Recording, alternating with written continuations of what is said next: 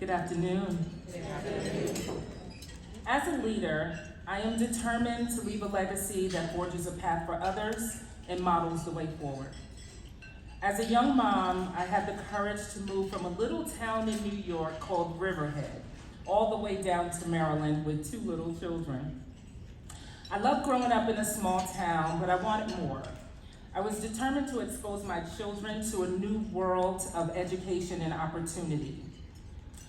Shortly after moving to Maryland, I went back to school and became a first-generation college graduate. My daughter would later walk across that same exact stage. My accomplishment forged a path not only for my own children, but for generations to come. However, that move to Maryland presented many challenges and defining moments. One of those defining moments was when my son was diagnosed with type 1 diabetes at the age of 12. His pancreas shut down. I would stay up at night and check for low blood sugars and seizures. He had multiple specialists and needed 2 different types of insulin to survive. I was scared and hopeless and helpless. My son recently reminded me that I asked God to give me diabetes instead of him. But I needed help, and I learned how to ask for help. I joined support groups and educated myself.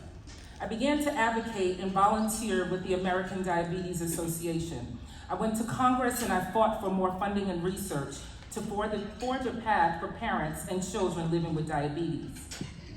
That experience accelerated that burning desire within me to impact and influence change within my community and career. As one of the youngest women to lead a division within my department, I mentored and inspired many colleagues to take on leadership roles. I created nonprofit programs across the country to increase equality and justice for vulnerable populations, including survivors of trafficking and domestic violence. My business was launched out of the desire to strengthen race relations by convening diverse groups of women to learn, grow, and connect. I have the uncanny belief that if something is going to happen and change is going to occur, a woman must be at the table.